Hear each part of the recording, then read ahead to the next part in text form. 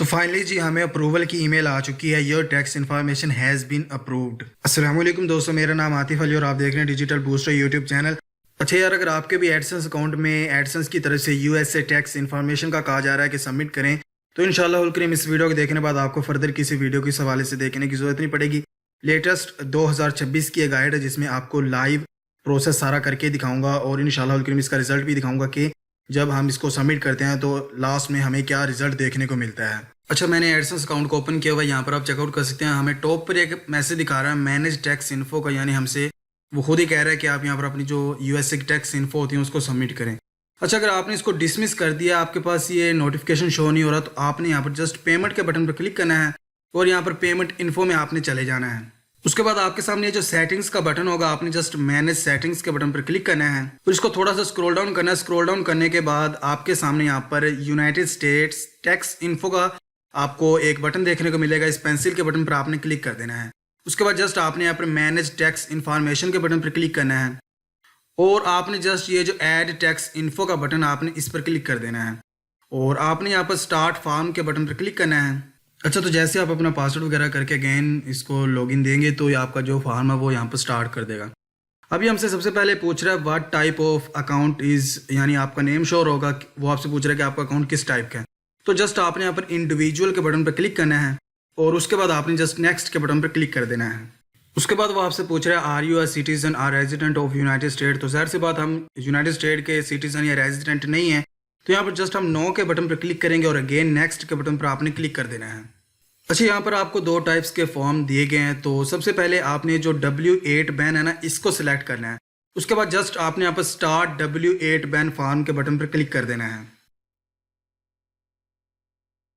تو آپ کے سامنے سب سے پہلے آپ کا جو نیم ہوگا وہ شو ہو جائے گا. تو آپ نے یہاں پر جو آپ کا نیم ہے CNIC بنا وہی رہنے دینا ہے، کوئی اس میں چھیڑ چھاڑ نہیں کرنی. ویسے ہی آٹومیٹک جو آپ نے ایڈسنس کا اکاؤنٹ بناتے وقت دیا ہوگا اسی کو یہ پک کر لے گا. تو میرا وہی ہے، آپ نے اسپیلنگ اچھی طرح سے دیکھ لینا، ٹھیک ہوگا. اس کے بعد یہ DBA یہ آپشنل ہے. اس کے بعد آپ نے کنٹری اور ریجن آف سٹیزن شپ ہے، اس میں یہاں پر میں پاکستان سے ہوں تو ظاہر سی بات ہے میں پاکستان کو یہاں پر سلیکٹ کر لوں گا. اس کے بعد آپ نے تھوڑا سا اسکرول ڈاؤن کرنا ہے تو آپ کے سامنے یہاں پر فورن TI نمبر ہے، تو ویسے ہی آپشنل. تو آپ نے اپنا جو CNIC نمبر ہوتا ہے وہ یہاں پر بغیر ڈیشز کے ایڈ کر دینا ہے اور US یا SSN جو ہوتا ہے وہ آپ نے یہاں پر آپشنل اس کو چھوڑ دینا ہے. اس کے بعد جسٹ آپ نے یہاں پر نیکسٹ کے بٹن پر کلک کر دینا ہے. اس کے بعد آپ نیکسٹ اسٹیپ کی طرف آ جائیں گے جو کہ ہمارے پاس ایڈریس کا. تو سب سے پہلے آپ نے جو باکس ہے اس پر ٹک لگا دینا ہے اور آپ نے اس کو مزید اسکرول ڈاؤن کرتا ہوں. یہاں پر آپ کا جو ایڈریس ہے نا، جو آپ کے CNIC پر ہے، جو آپ نے ایڈسنس کا اکاؤنٹ بناتے وقت دیا تھا، وہی سیم ایڈریس آپ نے یہاں پر ایڈ کر دینا ہے. ویسے ایک بار آپ کلک کریں گے تو وہی آپ کا یہاں پر سب کچھ آ جائے گا جو آپ نے ایڈسنس کا اکاؤنٹ بناتے وقت دیا تھا. باقی اس میں جو یہ APT سوٹ ETCL یا سب رب یہ آپشنل ہوتے ہیں، آپ ان کو ایڈ کرنا چاہتے ہیں تو ٹھیک ہے، ورنہ اگر ایڈ نہیں کرنا چاہتے تو جسٹ آپ سمپل اس کو تھوڑا سا اسکرول ڈاؤن کریں گے. اس کے بعد آپ نے mailing address is same as permanent address, تو آپ نے اس پر بھی کلک کر دینا ہے اور اس کے بعد جسٹ یہاں پر نیکسٹ کے بٹن پر کلک کر دینا ہے. اس کے بعد آپ تھرڈ اسٹیپ کی طرف آ جائیں گے جو کہ ٹیکس ٹریٹی کا. تو یہاں پر ہمیں وہ کہہ رہا ہے are you claiming a reduced rate of with holding under a tax treaty. تو یہاں پر جسٹ آپ نے یس کے بٹن پر کلک کرنا ہے اور اس کے بعد آپ نے اس چیک کو لگا دینا ہے. اور یہاں پر آپ کی جو کنٹری ہے بیسیکلی پاکستان ہے، تو یہاں پر میں پاکستان کو سلیکٹ کر لیتا ہوں.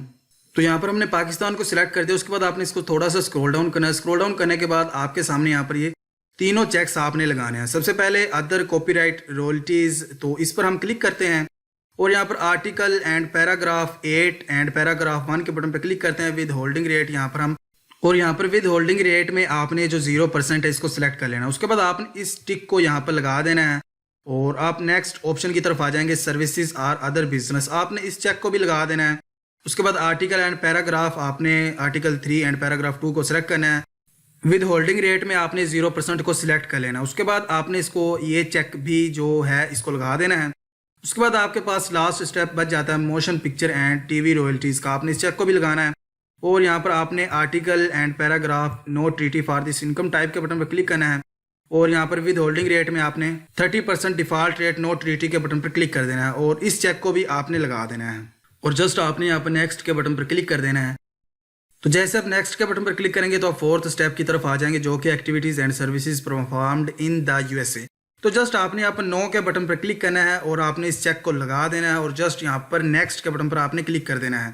تو جیسے آپ نیکسٹ کے بٹن پر کلک کریں گے تو آپ 5ویں سٹیپ کی طرف آ جائیں گے جو کہ ٹیکس رپورٹنگ کا. تو آپ نے جو گو پیپر لیس یا ریکمینڈیڈ آپ نے اس کو سلیکٹ کرنے دینا ہے اور جسٹ یہاں پر نیکسٹ کے بٹن پر اگین کلک کر دینا ہے.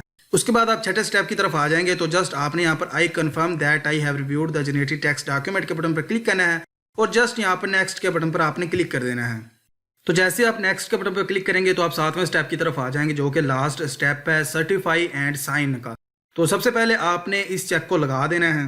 اس کے بعد آپ نے اس کو تھوڑا سا اسکرول ڈاؤن کرنا ہے. اسکرول ڈاؤن کرنے کے بعد آپ نے اس چیک کو بھی لگا دینا ہے اور آپ نے جو آپ کا یہاں پر کرنٹ ایئر ہوگا مثال کے طور پر ابھی 2026 چل رہا ہے تو آپ نے 2026 لگا دینا ہے. فار ایگزامپل اگر آپ 2027 میں یہ ویڈیو دیکھیں گے تو آپ اپنے حساب سے اس کو 2027 بھی کر سکتے ہیں.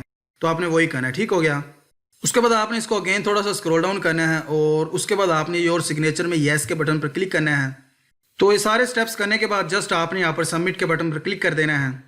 اچھا اس کے بعد آپ کے سامنے اس طرح سے ہو سکتا ہے کہ یا تو آپ کو ویریفائی کا ہی پیج دیکھنے کو مل جائے, لیکن اگر آپ سے کوئی ڈاکومنٹ ڈیمانڈ کرتے ہیں تو آپ یہاں پر اپنا CNIC اس کو بھی سبمٹ کر سکتے ہیں, یا پھر اگر آپ کے پاس ڈرائیونگ لائسنس پاسپورٹ وغیرہ اس کو بھی آپ سبمٹ کر سکتے ہیں. جسٹ آپ یہاں پر اپلوڈ کے بٹن پر کلک کریں گے. تو میں نے جو CNIC اس کی فرنٹ اینڈ بیک کی پکچر لے کے رکھی ہوئی ہیں ان کو ہی میں یہاں پر اپلوڈ کر دیتا ہوں. اس کے بعد جسٹ آپ نے یہاں پر سبمٹ ڈاکیومنٹ کے بٹن پر کلک کر دینا ہے. تو یہاں پر آپ چیک آؤٹ کر سکتے ہیں ویریفیکیشن ان پروگرس میں ہے. Verifying your information is taking longer than expected, we will E mile you when it's done. اس کے بعد آپ نے گاٹ اٹ کے بٹن پر جسٹ کلک کر دینا ہے. اچھا تو آپ یہ چیک آؤٹ کر سکتے ہیں یہ ہم نے 10 تاریخ کو سبمٹ کی تھی گوگل ایڈسنس میں جو ہم سے ٹیکس انفارمیشن مانگی جاتی ہے, اور 13 جنوری کو یعنی 3 دن کے بعد ہمیں گوگل ایڈسنس کی طرف سے ایک میسج دیکھنے کو ملا your tax information has been approved. اس کو میں اوپن کر کے بھی آپ کو دکھا دیتا ہوں. یہاں پر آپ چیک آؤٹ کر سکتے ہیں your tax information has been approved.